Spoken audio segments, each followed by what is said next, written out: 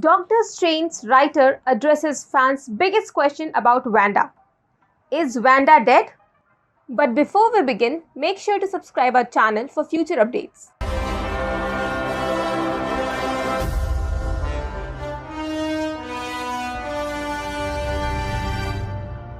Immediately after Doctor Strange in the Multiverse of Madness premiered, some fans started rebelling over some of the film's biggest plot points, particularly the ending.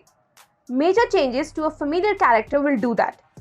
Inevitably, theories and protests started flying, and the fate of the movie's villain sparked immediately online arguments, hypotheses, and hopes. Polygon recently spoke with the film's screenwriter Michael Waldron, also a writer and producer on the Marvel story series Loki and on the Rick and Morty. We asked him two questions that have come up most on the internet since the Doctor Strange sequel premiered, specifically about Wanda, Maximoff, and Scarlet Witch. Some fans bridled at the reveal that happens early in the first act of Multiverse of Madness.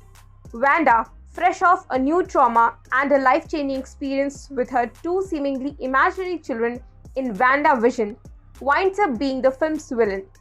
She's obsessed with using the potential of the multiverse to find a world where her children are real and alive, and she's willing to kill anyone who gets in the way of that goal.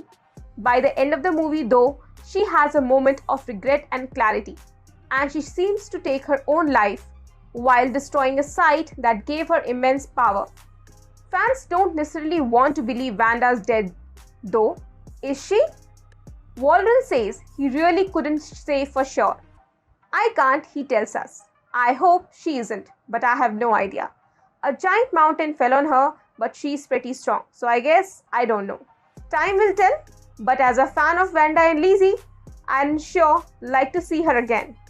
That hedging is understandable, given that even if Waldron's script definitely said Wanda Maximoff dies and is absolutely actually dead forever, superhero stories have a long-standing habit of finding ways to resurrect the dead.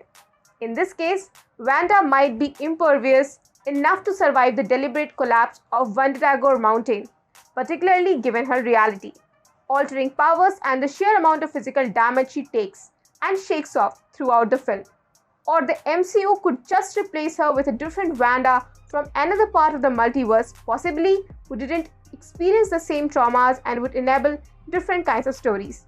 Waldron says it makes sense that fans would be spinning out these kinds of theories and hopes for the future rather than taking Wanda's apparent on-screen death literally.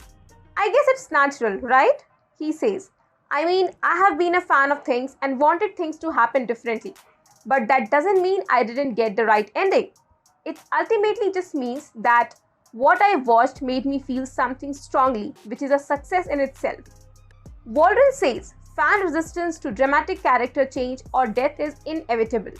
When you make something for such a wide audience, the responses are going to absolutely run the gamut of thrilled to devastated with some of the choices you have made, he says.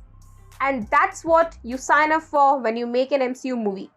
But you can't let that scare you from making bold storytelling choices.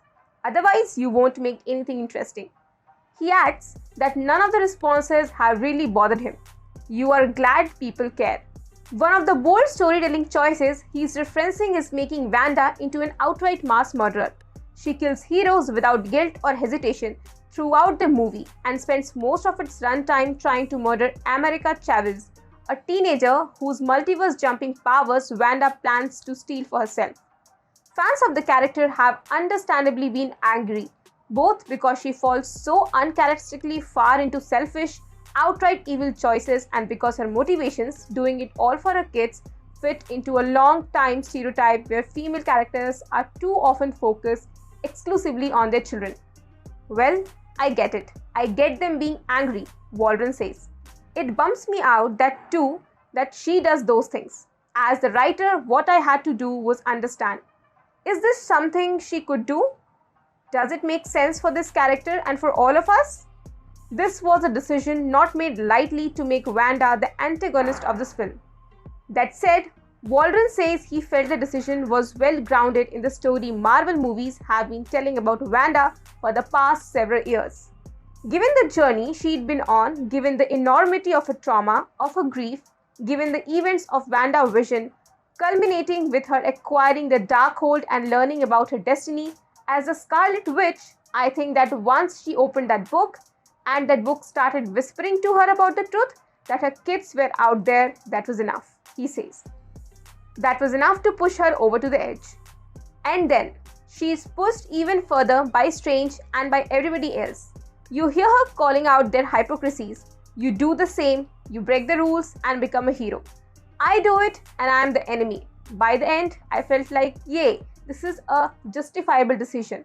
It's one we collaborated on with Lizzie, and she certainly sells it and is such a tremendous actor that it just felt like we could do it.